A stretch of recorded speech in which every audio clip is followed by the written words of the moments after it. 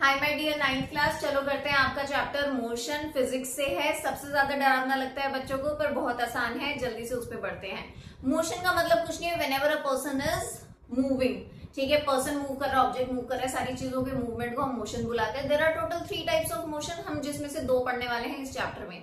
First is rectilinear motion which is called travelling in a straight path. Second is circular motion, that means कि जब person circular track में घूम रहा है। Third is the oscillatory motion, वो आपको अभी नहीं आएगा, वो सीधा 11th क्लास में आएगा।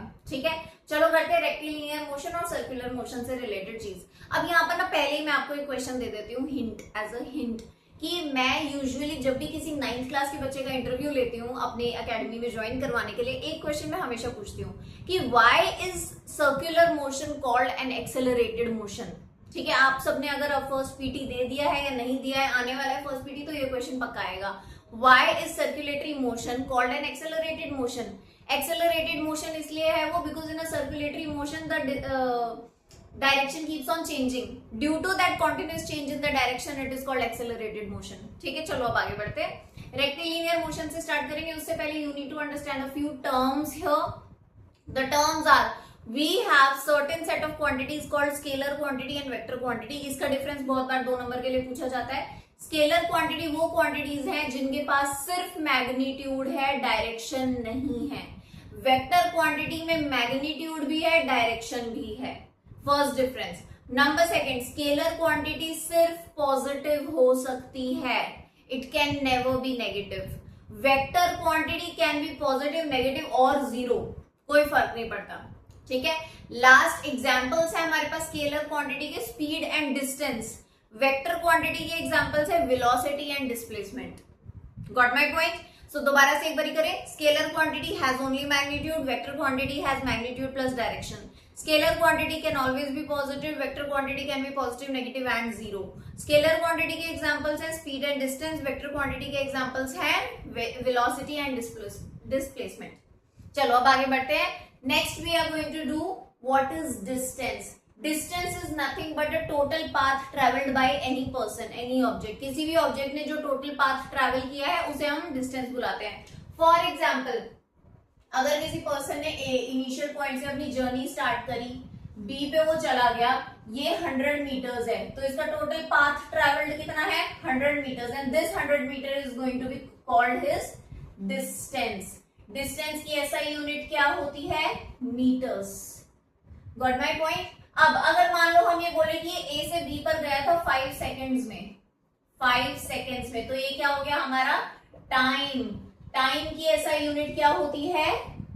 सेकेंड्स। और सिंबलाइज किससे करते हैं हम टाइम को? स्मॉल टी से। डिस्टेंस को किससे सिंबलाइज करते हैं? एस से। अब सोच रहे हो कि अगर डिस्टेंस को हमने एस बना दिया तो हम स्पीड किसको बनाने वाले हैं? Good question.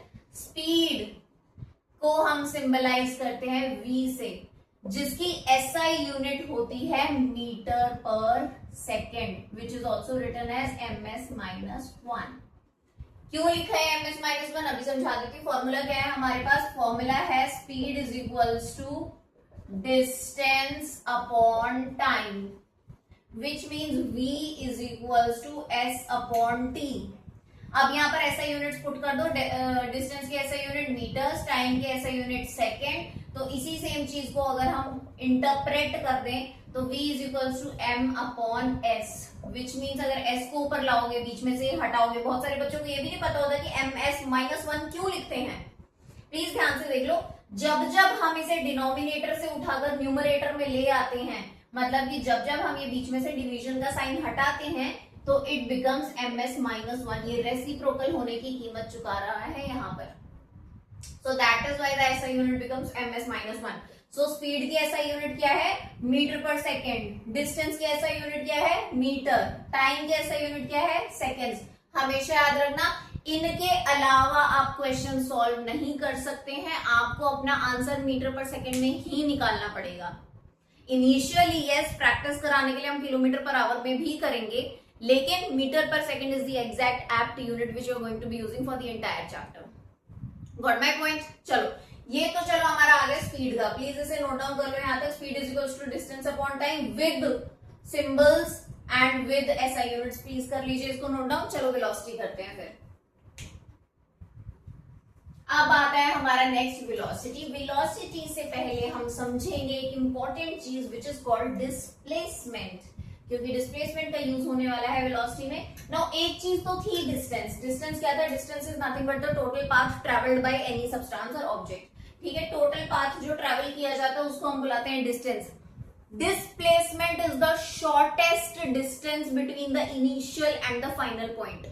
इनिशियल और फाइनल पॉइंट के बीच का जो सबसे छोटा डिस्टेंस होता है ना, उसको डिस्प्लेसमेंट बुलाते हैं। फॉर एग्जाम्पल, एक लड़का है, ये उसका इनिशियल पॉइंट है ए, क्लासरूम में बैठा हुआ है। अभी अभी इसने बाहर जाने की परमिशन मांगी पानी पीने के लिए, पर ये सबसे पहले गया बाथरूम, फिर गया स्पोर्ट्स ग्राउंड, फिर गया किसी और क्लास में अपने दोस्त से मिलने, फिर कुछ और करने चला गया, फिर यहाँ आके फाइनली वो पानी पी रहा है। ठीक है, अब अगर मान लो कोई पर्सन तुमसे पूछे कि इसका डिस्टेंस बताओ, तो डिस्टेंस कैसे निकालोगे? पूरा रास्ता कैलकुलेट करोगे कि भी कितना कितना कितना इसने पाथ ट्रैवल करा, वो उसका डिस्टेंस कहलाएगा। अब अगर इफ समबडी आस्क्स यू कि उसका डिस्प्लेसमेंट क्या है, what is the definition of displacement? It is nothing but the shortest distance between the initial and the final point. ये है इसका इनिशियल पॉइंट, ये है इसका final point, shortest distance. This is the displacement. This is the displacement. Displacement is nothing but the shortest path between the initial and the final position. Initial और final point या position के बीच का जो difference होता है उसको हम बुलाते हैं displacement. For example, इसका एक classic example मैं देती हूँ। Suppose करो एक person है, यहाँ A से शुरू हुआ, फिर B पे गया, फिर C पे आ गया और C से मुड़ के फिर से B पे आके रुक गया। 100 metre, 50 metre, 50 metre. Now somebody is asking you what is the total distance traveled by that person? 100 metre, 50 metre, फिर घूम के भी आया, फिर से 50 मीटर, कितना हो गया? डिस्टेंस इसका कितना हो गया? 200 metres. Correct. Now somebody is asking you कि अब ये सिंस यहाँ पर डी पॉइंट पर खड़ा हुआ है, तो जरा मुझे बताओ जल्दी से कि इसका डिस्प्लेसमेंट कितना है। अब डिस्प्लेसमेंट क्या है? Distance between the shortest distance between the initial and the final point. ये रहा इसका इनिशियल पॉइंट, ये रहा इसका फाइनल पॉइंट। क्या डिस्टेंस है? 100 मीटर्स इज द डिस्प्लेसमेंट। अब अगर सपोज करो ये बच्चा फिर से घूमकर, या इसी बच्चे को लगा लो, अगर ये बच्चा फिर से यहाँ पे पानी पीने के बाद वापस से क्लासरूम में आके बैठ जाता अगर, तो इसका डिस्प्लेसमेंट क्या हो जाता? Displacement would have been 0। जहां से शुरू करके अगर वो वहीं पर आकर बैठ गया तो that means the shortest distance between the initial and final point क्या है? 0 है। सो डिस्प्लेसमेंट क्या हो जाएगा? 0 हो जाएगा। Got my point? I am sure displacement समझ में आया है, नहीं आया तो रिवर्स करो फिर से देखो। ठीक है, अब आ जाओ वेलोसिटी पे। Velocity is equals to displacement upon time.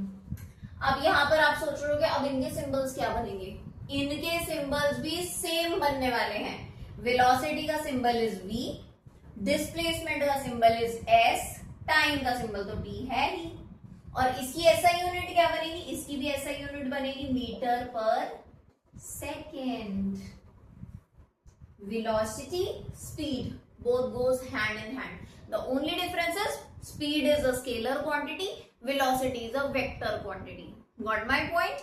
So please note down this formula of velocity, and then we are going to do one question here. Question आपकी बुक में दिया हुआ है, मैं इधर नीचे स्क्रीन पे भी डाल दूंगी। The question is very easy. Example 4.2. Sarang takes 50 seconds to swim from one end to the other end and back in the swimming pool. Find his average speed and velocity in the time interval of 50 seconds. Now I am going to make it, okay? Here. I am going to put the question on the screen, but don't worry, just look at the diagram, you will be able to understand. क्या बोल रहा है वो बोल रहा है कि सारंग एक स्विमिंग पूल में है, ये रहा वो स्विमिंग पूल। इस स्विमिंग पूल का जो ये डिफरेंस है वो है 50 मीटर्स का और 25 मीटर्स का, सॉरी 25 मीटर्स का, और उसने टाइम जो लिया है वो कितना है? वो है 50 सेकेंड्स। वो गया है इस ए पॉइंट से शुरू करके यहां तक और फिर वो वापस आया है। ठीक है, तो अब वो पूछ रहा है कि इसका स्पीड और डिस्टेंस निकाल के, स्पीड और वेलोसिटी निकाल के दिखाओ। स्पीड का फॉर्मूला क्या होता है? Speed is equals to distance upon time is equals to distance A से शुरू होके बी पे गया, बी से फिर से ए पर आया, तो डिस्टेंस उसने टोटल कितना ट्रेवल करा है 25 प्लस 25। यहां से शुरू हुआ था तैरना, फिर वापस यहां पर आया 25 प्लस 25 कितना हो गया 50। अब टाइम कितना लिया है उसने, अगेन 50, क्या हो गया इसका 1 metre per second is the speed. अब आ जाओ वेलोसिटी पे, velocity is equals to displacement upon time. Tell me, if he started from A, went to B, came again at A, what is the displacement? 0. 0 is the displacement upon what is the time taken? 50 seconds. क्या आ गया answer? 0 metre per second is the displacement velocity. Can we remember this? क्योंकि यहाँ पर displacement is 0, so we were able to find out that the total velocity which came out is 0. That is how you solve the questions of speed and velocity. अब please इनके questions अच्छे से practice करो। अगर आप चाहते हो कि इनके सर्टेन क्वेश्चंस की लिस्ट में आपको भेजूं तो मुझे कमेंट में जरूर लिख के बताना। नेक्स्ट क्लास में हम करने वाले हैं एक्सेलरेशन का topic and we are going to derive the 3 equations of motion. Clear है? यहां तक अगर समझ में आया है, बहुत अच्छा लगा है, प्लीज नीचे कमेंट जरूर करो और अपने फ्रेंड्स के साथ शेयर करो। Okay, bye.